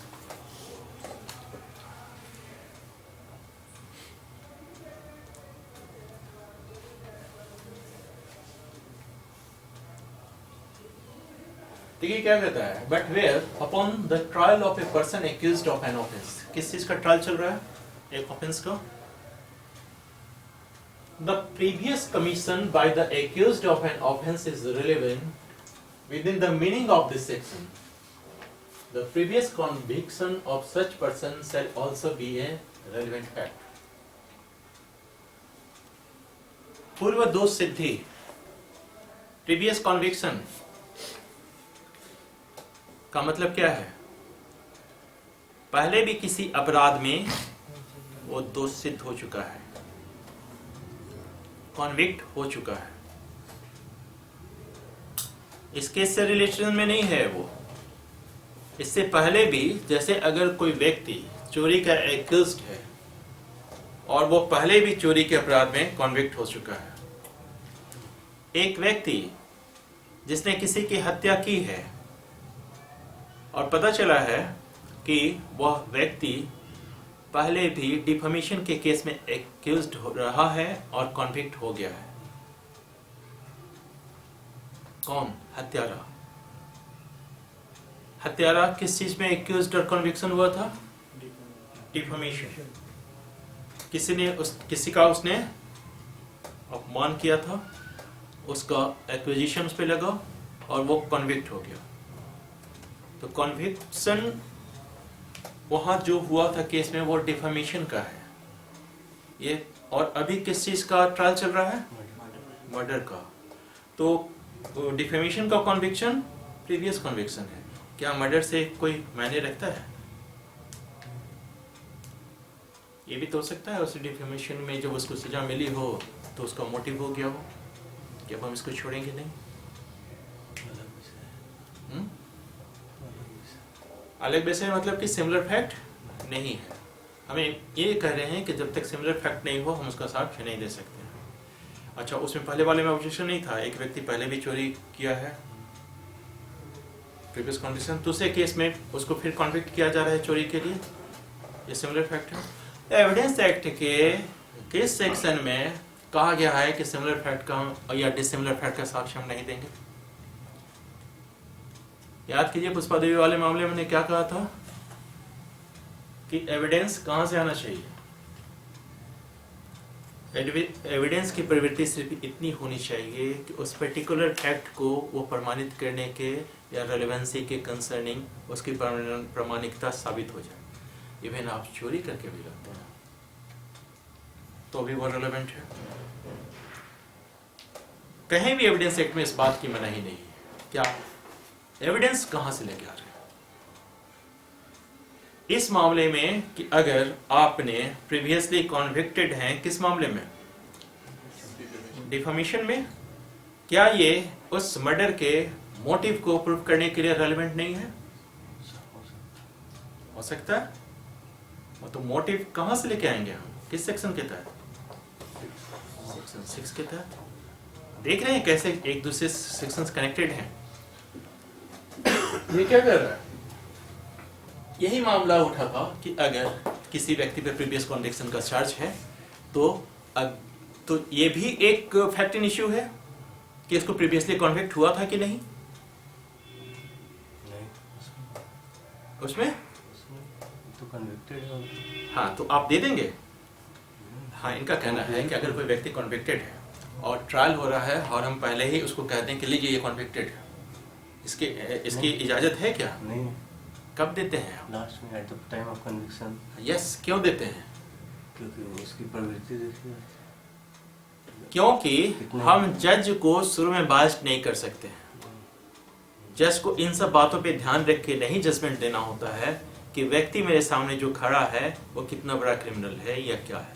हम उस पर्टिकुलर उस इशू के कंसर्निंग सिर्फ उस मामले को देखते हैं। इसलिए प्रीवियसली कॉन्विक्शन का एविडेंस जब उसका कॉन्विक्शन होने लगता है तब दिया जाता है for the enhancement of sentence.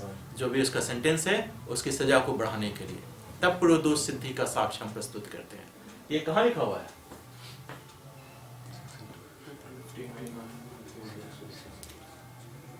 इसलिए बोलते जब इसको पढ़ेगा तो सभी के साथ पढ़िएगा। और ये प्रीवियस जजमेंट देखिए, उसका इलस्ट्रेशन है।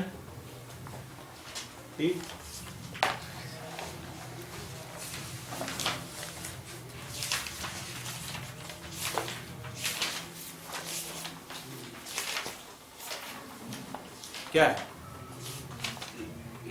पहले सेक्शन 37 बताइए क्या है?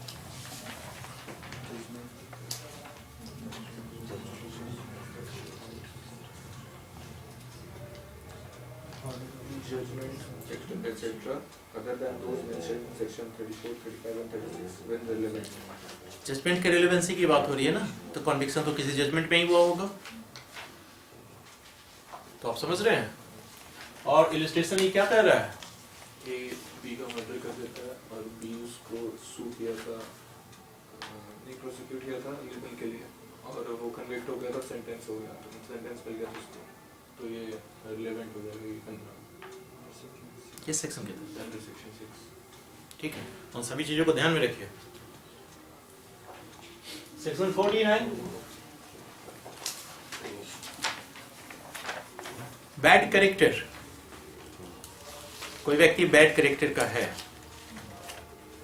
कब रिलेवेंट होगा? अगर आप प्रीवियस कन्विक्शन का साक्ष्य देते हैं, देखिए उसका वो 249 का previous suspicion is relevant as evidence of that.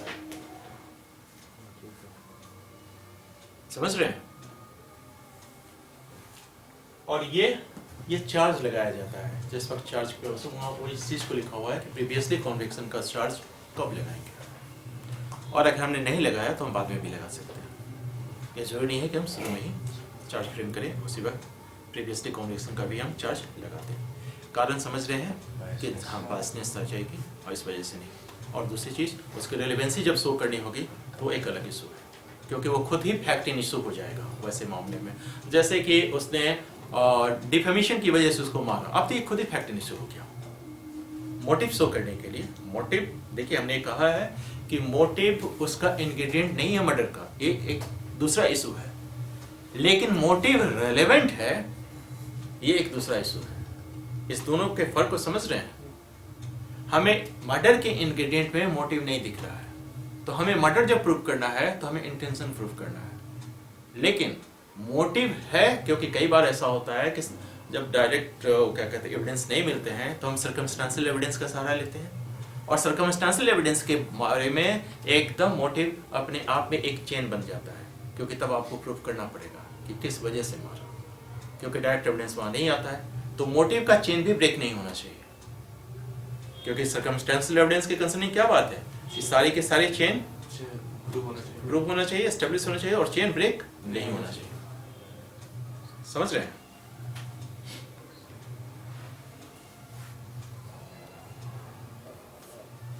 आइए इसको समझिए।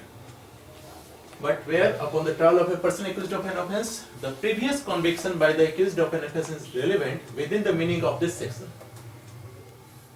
The previous conviction of such person shall also be a relevant fact. तो previous conviction खुद भी relevant fact है और इन सब चीजों को एक साथ करके देखेंगे. ठीक है, अब आपका जो क्वेश्चन है इलस्ट्रेशन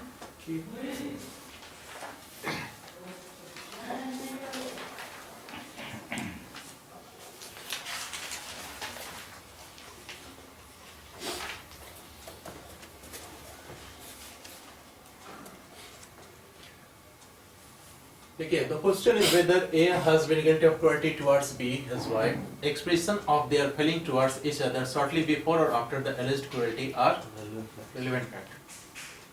क्रुएल्टी हो रही है. क्रुएल्टी का क्या मतलब होता है? वो प्रताड़ित करना और प्रताड़ित होना नहीं.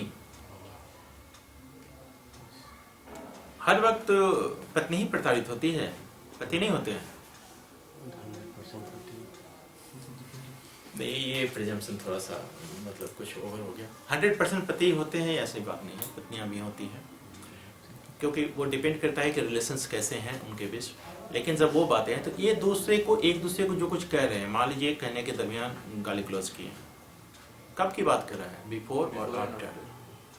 कुछ ऐसी बातें आप उसके ननिहाल मतलब उसके नैहर के बारे में कुछ बोलती हैं, वो हाँ तो पत्नी तो आपकी है ना. अब ससुर जी क्या करते थे, साले लोग क्या करते हैं, वो इररिलेवेंट है. लेकिन आप बोल के क्या कर रहे हैं? तुम दहेज में कुछ भी लेके मतलब नहीं लेके आई, या फिर कैसा संस्कार लेके आई हो, ये सब चीजें जो स्टेटमेंट आता है वो किस तरीके की बातें हैं?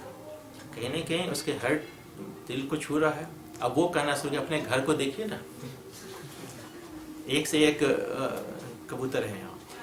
तो ये सब चीजें अब जो शब्द आएंगे वो आप कोर्ट में सुन लीजिएगा, यहाँ हम नहीं एक्सप्लेन करेंगे. तो ऐसे चीजें जब आप सुनते हैं होते हैं तो ये जो चीजें हैं कही गई की गई बातें जस्ट बिफोर और आफ्टर, ये रेलेवेंट है. किस चीज को शो कर रही हैं? आप एक बार बताइए कि जब तक दिमाग में कोई बात नहीं आए तब तक मुंह से निकलता नहीं है. तो दिमाग में कब बात आएगी? ये क्या है? इलविल है, गुडविल है, क्या है? क्रुएल्टी जब कर रहे हैं आप तो आपका इलविल है.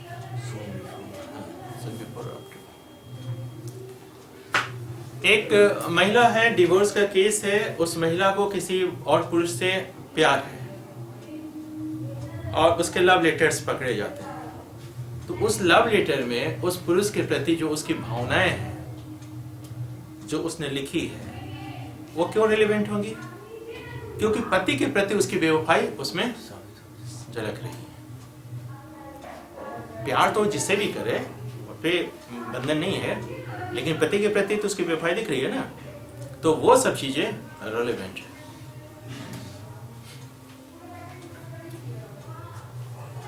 अब देखिए, the question is whether A's death was caused by poison. Statement made by A during his illness as to his symptoms are relevant fact. किसी को जहर दिया गया है, तो अगर वो किसी से कोई बात कहता है कि आज हमको बहुत वीकनेस लग रही है, अजीब सा फील हो रहा है, पता नहीं क्यों ऐसा लग रहा है, शरीर पे देखिए ना नीले नीले चकते निकल आए हैं, ये स्टेटमेंट क्या है? रेलेवेंट फैक्ट है. किस चीज की कंसर्निंग? ये बडली, हमने क्या कहा था? एक बड़ी, दूसरा नहीं, ये तो जो है अंदर की चीज, हम फिजिकल फैक्ट की बात कर रहे हैं और उसका स्टेटमेंट उसके ड्यूरेशन में कहा था. ये सब बॉडली है, उसके शरीर पे सिम्टम्स है, वो उसके बारे में बता रहा है. ये सब के सब रेलेवेंट है. और किस वजह से हुआ है ये?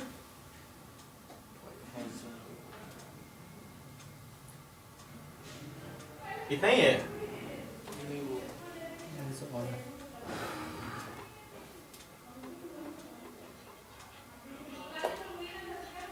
बैक कर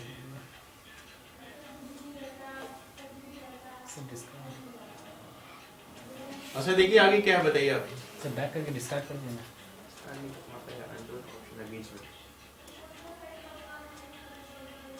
डिस्कार्ड करके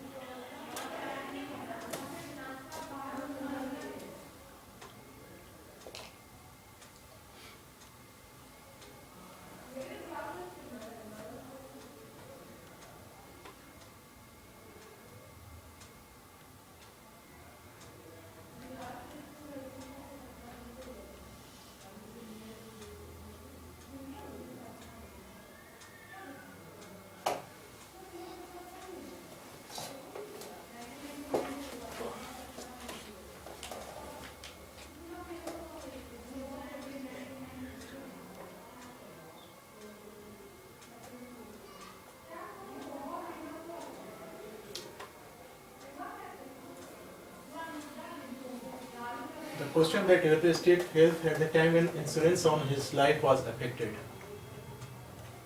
कोई व्यक्ति अपने लाइफ इंश्योरेंस करवा रहा है और अपने हेल्थ के बारे में बता रहा है किसी को, वो सब के सब रेलेवेंट हैं। क्यों? शरीर की दशा के बारे में बता रहा है। हम यहाँ किन किन चीजों को देख रहे हैं? State of mind and body body and bodily feeling, ये भी है। 3 चीज है ना। 2 फैक्ट हैं, एक फिजिकल फैक्ट जो बॉडी पे दिखेगा और दूसरा साइकोलॉजिकल फैक्ट जो उसके दिमाग में रहेगा। उन सभी चीजों के रिलेवेंसी को हम देख रहे हैं कि कैसे रेलेवेंट होगा। देखिए, A sued for negligence in providing him with a car for hire not reasonably fit for use, whereby A was injured. The fact that B's attention was drawn on other occasions to the defect of the particular car is relevant. यहाँ तक तो समझ रहे हैं? The fact that B was habitually negligent about the car which he led to her is irrelevant. इसमें relevant और irrelevant दोनों fact लिखा हुआ है। ए को ए पे चार्ज है कि वो खराब कार हायर कर मतलब देता है भाड़े पे, और इस बारे में उसका ध्यान दिलाया गया है। ये रेलेवेंट है उस पर्टिकुलर कार के कंसर्निंग। उसकी आदत है कि प्रत्येक को वो खराब कार देता है। ये रेलेवेंट है। क्यों?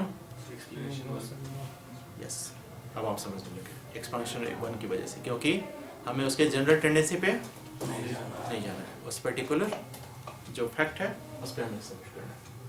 देखिए, अब इसको पढ़िए। A is tried for the murder of B by intentionally shooting him dead. The fact that A on other occasions shoot at B is relevant as showing his intention to shoot B. यहाँ तक तो relevant है। ये show करने के लिए को B को मारने के लिए वो बार-बार प्रयास कर रहा था। The fact that A was in habit of shooting at people with intent to murder them is irrelevant. उसकी हैबिट है या रिलेवेंट है? एक व्यक्ति पे हम निशाना लगा रहे हैं, वो व्यक्ति मर गया। हमारा रोज का काम है निशाना लगा के किसी को मारना, तो हमने 2 लोगों को मारा, तो किस मामले में रेलेवेंट होगा? जिसमें एक पे बार लगा था और दूसरा जो मर गया,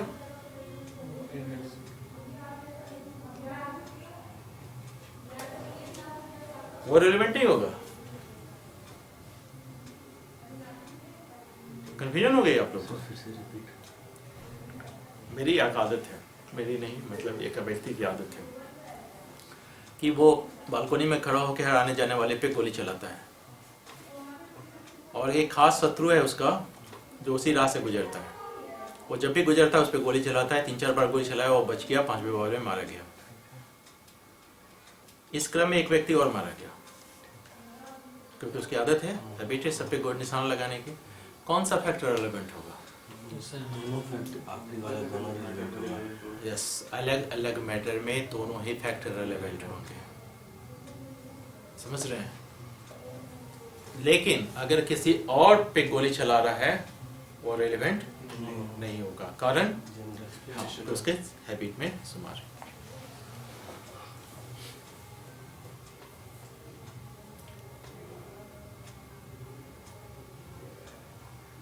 यहाँ तक समझ गया?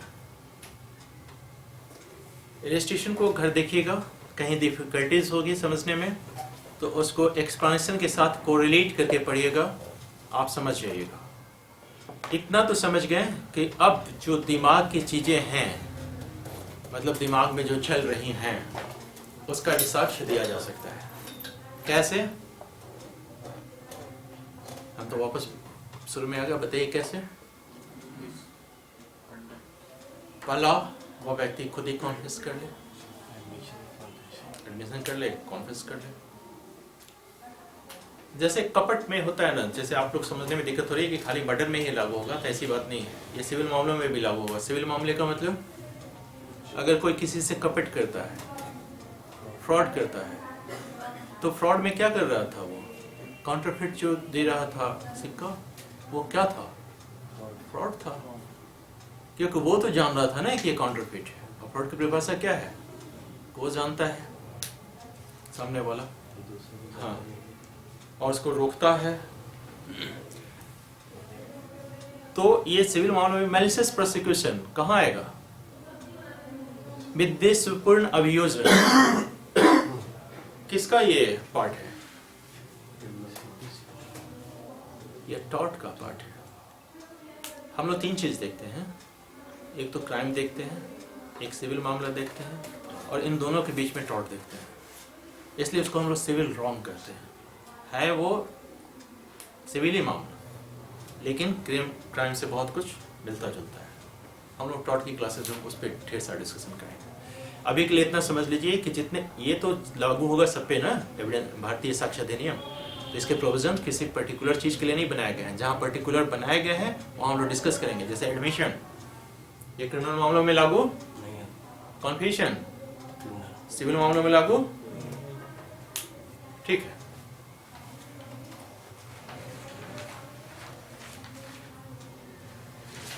वो जजमेंट आप लोगों ने लिख लिया है?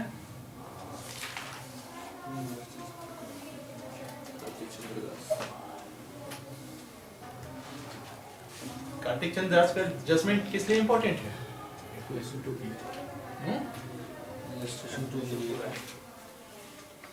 यानी पहले रजिस्ट्रेशन नहीं था, ये रजिस्ट्रेशन है कि एक्सपेंशन टू?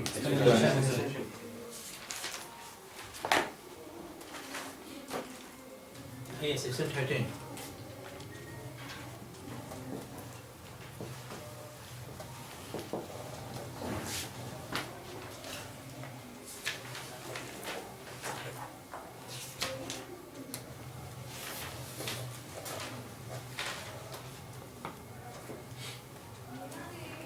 देखिए क्वेश्चन क्या है, और माइंडली पढ़िएगा क्योंकि 12 और 13 में आप ही को अंतर बताना है। अभी जो हम लोग जस्ट पढ़े हैं उसके बाद अब ये जो सेक्शन है इसमें क्या फर्क है? When there is a question, प्रश्न क्या है? An act was accidental or intentional. Question क्या है कि वो जो कार्य हुआ है वो दुर्घटनावश हुआ है या आशयपूर्व हुआ है, और done with a particular knowledge और इंटेंशन। क्या क्या चीज आ गया? इंटेंशन, नॉलेज आ गया। ये तो सेक्शन 12 में भी था। The fact that such as act form part of a series of similar occurrence in which each of which the person doing the act was concerned is relevant.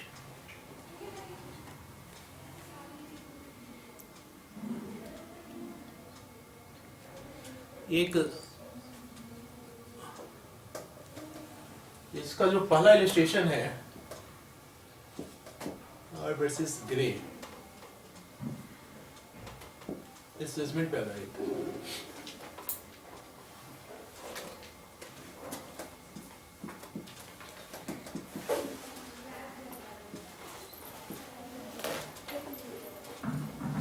Illustration 2 जो उसका 2 है, B,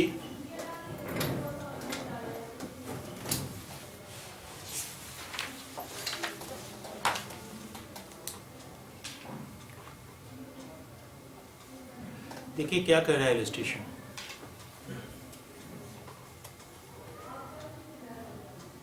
एक व्यक्ति है, समझ लीजिए इस तरीके से कि वो एक दुकान लेता है, उसका इंश्योरेंस करवाता है, फायर इंश्योरेंस, उसको जला देता है, इंश्योरेंस कंपनी से पैसा ले लेता है। फिर दूसरी जगह एक दुकान लेता है, दूसरे कंपनी से इंश्योरेंस कंपनी से इंश्योरेंस करवाता है, फिर जला देता है, इंश्योरेंस का पैसा ले लेता है। फिर तीसरा दुकान लेता है और इंश्योरेंस करवाता है और फिर दुकान को जला देता है।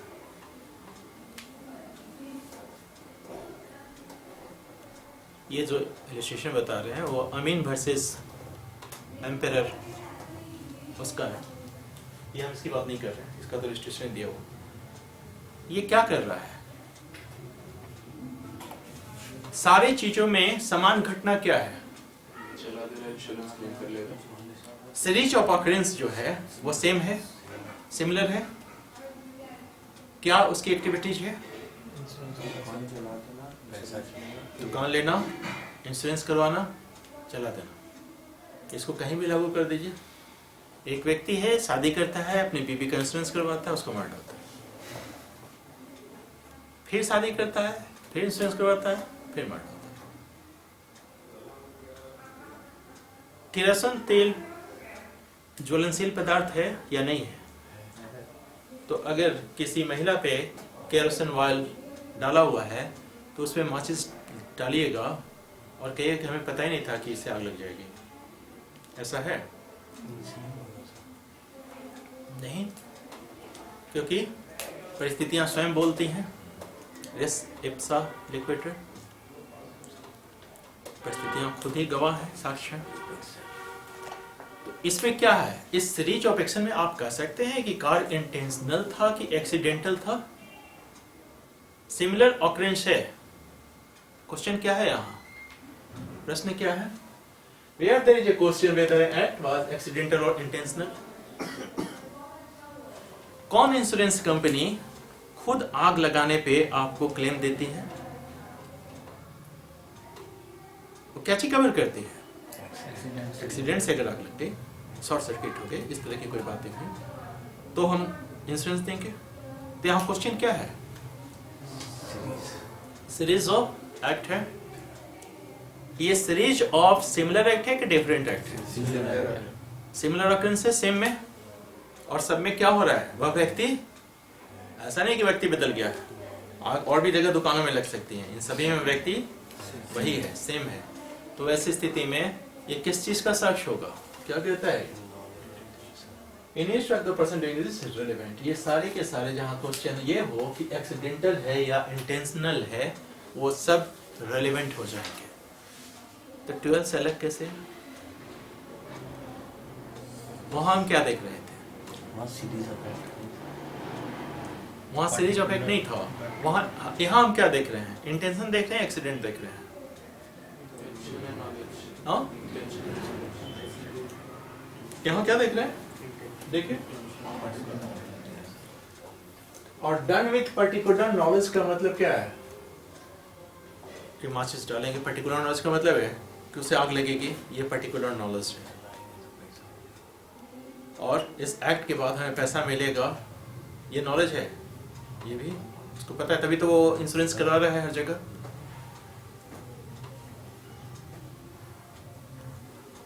कुछ बात समझ में आई?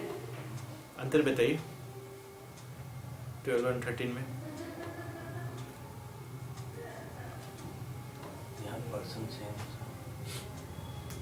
यहाँ हम जो देख रहे हैं, जब ये क्वेश्चन उठता है, 12 में लिखा हुआ है क्या ये क्वेश्चन जब उठता है? लिखा है। प्रश्न क्या है कि जब आप लगातार इस तरह की बात होती है और इंश्योरेंस कंपनी अब आपको क्लेम नहीं देना चाहती, आप कोर्ट में जाते हैं, तो आप इसके प्रीवियसली जितने भी एक्ट हैं जो सिमिलर ऑकरेंस के कंसर्निंग है कि ये प्रतीक के साथ यही करते आया है अब तक, ये क्या उस पर्टिकुलर एक्ट से रिलेटेड है? याद कीजिए, हम जिस वक्त सेक्शन 12 देख रहे थे, उस सेक्शन 12 में उसके हैबिट की चर्चा नहीं कर रहे थे। यहाँ क्या कर रहे हैं? ये जब क्वेश्चन उठे कि जब ये इंटेंशन के साथ किया गया है या एक्सीडेंट है, वैसे स्थिति में सेक्शन 13 काम आता है। क्योंकि वहां जब जाएंगे तो हैबिट्स की वजह से, क्योंकि हम पर्टिकुलर उस इंसिडेंस की बात कर रहे थे ना, तो वैसे मामले में तो ये वहाँ लागू नहीं होगा, मतलब सेक्शन 12, लेकिन सेक्शन 13 लागू हो जाएगा। जरूरत क्या आज किस चीज की है? सीरीज ऑफ सिमिलर ऑकरेंस की जरूरत है। एक ही तरह की घटना का सीरीज हो, और दूसरी रिक्वायरमेंट, उन सभी में वही व्यक्ति शामिल हो। जब ये दोनों फुलफिल हो जा रहा है, देन सेक्शन 13 काम आएगा। क्योंकि यहाँ सवाल ये उठेगा कि एक्सीडेंट से वो तो लिए ही ना लेगा कि दुकान में एक्सीडेंट से आग लग गई, और हमें क्या प्रूफ करना है कि इंटेंशनली आग में लगाया है। तो कहेगा कि कैसे? क्योंकि आग में तो जो था जलभस्म पे स्वाहा हो गया, आपके पास तो कोई एविडेंस बचा ही नहीं कि आप साबित करें कि एक्सीडेंट से हुआ था कि कैसे हुआ था। आग लगी, दुकान जल के भस्म हो गया। तब बताएंगे कि सीरीज आपका जो है, जो प्रीवियस, उसमें आप यही करते आए हैं। समझ रहे हैं? इसके इलस्ट्रेशन को देख लीजिए। पहला वाला तो आर वर्सेस ग्रे पे था, दूसरा वाला रिचर्डसन पे। देखिए क्या कर रहा है, एक व्यक्ति को एम्प्लॉय नियुक्त किया है क्या चीज करने के लिए? जो डेट है उनसे, जो डेटर हैं, जो भी कर्जदार हैं, उनसे रिकवरी करने के लिए। तो जिससे भी वो रिकवरी करता होगा, उसके आगे लिखता होगा कि आज मिस्टर ए से हमने इतना पैसा लिया, बी से इतना पैसा लिया। अगर इसके एंट्री में ये पाया जाता है कि पर्टिकुलर एक व्यक्ति का ये गलत अमाउंट लिखा है, तो जैसे भी डेट हो, मंथली रिकवर करना हो, वीकली रिकवर करना हो, और बार बार इस चीज का रिपीटिशन अगर आए, तो ये क्या शो करता है कि एक्सीडेंट बाय मिस्टेक हुआ है, ये इंटेंशनल है। और इंटेंशन कहाँ था? इसके दिमाग में था। और दिमाग में साबित कैसे करेंगे? या तो ये कॉन्फेस करें, या बाकी इसकी जो कोलेट्रल फैक्ट्स हैं उसके द्वारा। ये सब तो हम कोलेट्रल फैक्ट्स के द्वारा ही प्रूव कर रहे हैं ना। दिमाग वो तो कभी कॉन्फेस कर नहीं रहा है, तो इन सब चीज़ों से, इस वजह से ये रेलिवेंट हो जाता है। तीसरा इलस्ट्रेशन भी देख लीजिए।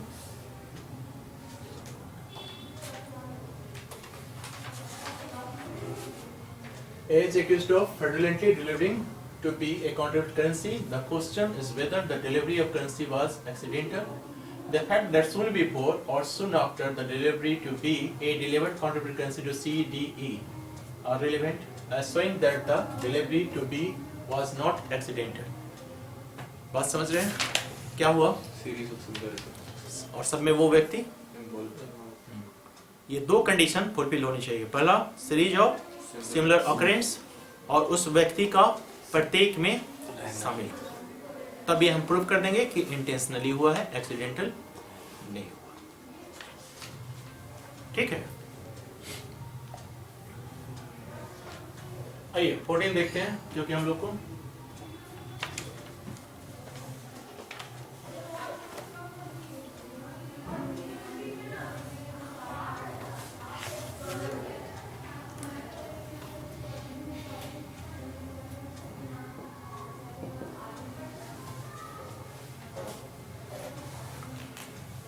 करेक्ट कारोबार के अनुक्रम, where there is a question whether a particular act was done. The existence of any course of business according to which is naturally would have been done is a relevant fact.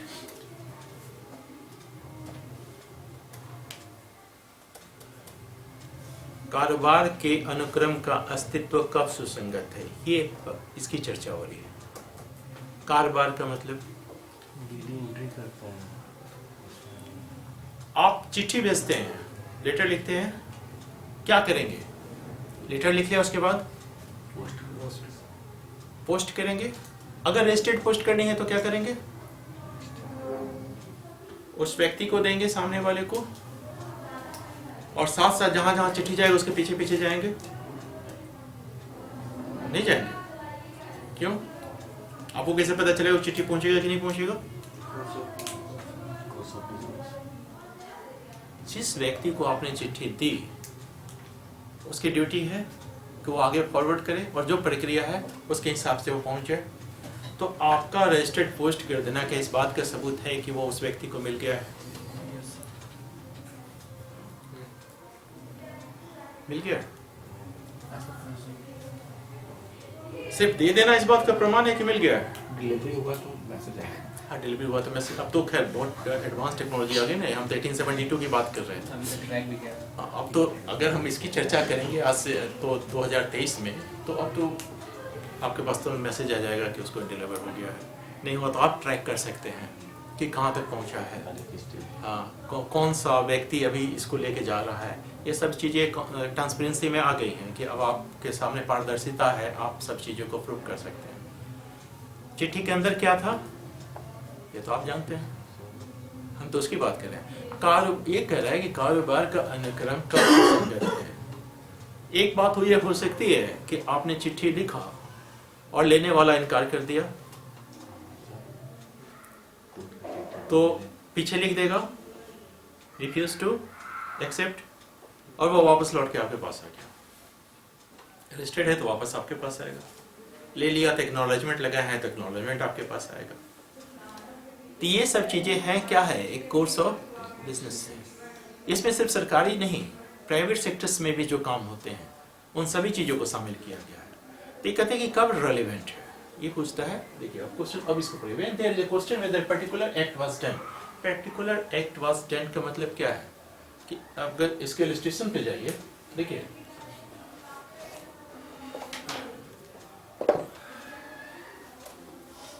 the question whether a particular letter was dispatched, the fact that it was the ordinary course of business of all letter put in a certain place to be carried to the post and the particular letter was put in the place are relevant.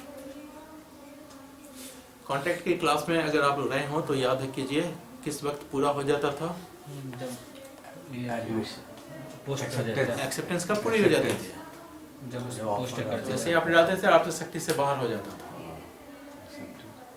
किसके concerning, वहाँ थोड़ा सा complication है, किसके concerning, भेजने वाले concern नहीं कि मिलने वाले के कंसर्निंग, समझ रहे हैं। तो ये क्या है, यही है वो जब आप प्रूव करेंगे वहां कि हमने लेटर डाला था। तो लेटर डाला था तो क्या हो गया, क्योंकि ये ऑर्डिनरी कोर्स ऑफ बिजनेस में आ गया तो ये आपकी लायबिलिटी समाप्त हो गई। अब ये मान लिया जाएगा, ये प्रिजम्पशन है कि ये जो काम हुआ है वो पूरा हो गया है। और ये प्रिजम्पशन कहाँ है, देखिए इसको साथ पढ़िए, सेक्शन 1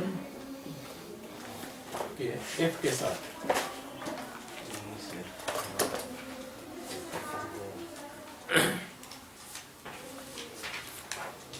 और ये अपने बेयर एक्ट में साथ साथ लिखते जाइए, जो सेक्शंस चल रहे हैं उसके बगल में रेड विथ, ताकि जब आपको इन फ्यूचर रिवीजन करना पड़े तो समस्या ना हो। क्या कहता है सेक्शन 119 का एफ, इलस्ट्रेशन एफ,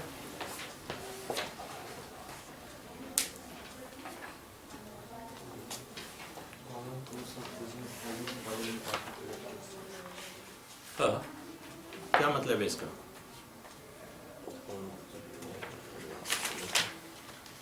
क्या कह रहा है, उस पर्टिकुलर केस के लिए ये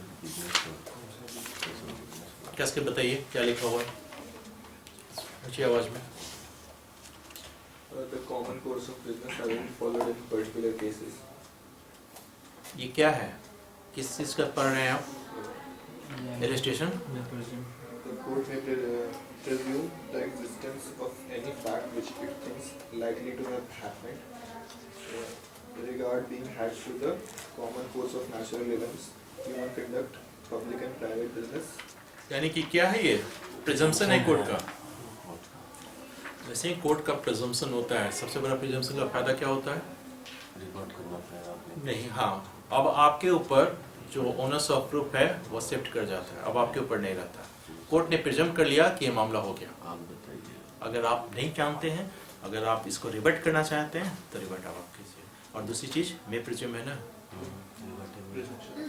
प्रिजम्पशन ऑफ फैक्ट है, तो कोर्ट क्या कॉम्पेल कर सकते हैं कि आप इसको प्रिज्यूम कीजिए? नहीं कर सकते। सेल्फ प्रिज्यूम वाला मामला रहता तो ना वहाँ उसके लिए कंपल्सरी होता है। यहाँ पर तो ना तो सेक्शन 13 के तहत ना ही सेक्शन 119 के F के तहत आप कोर्ट को कॉम्पेल कर सकते हैं कि पर्टिकुलर फैक्ट को आप प्रिज्यूम कीजिए। फायदा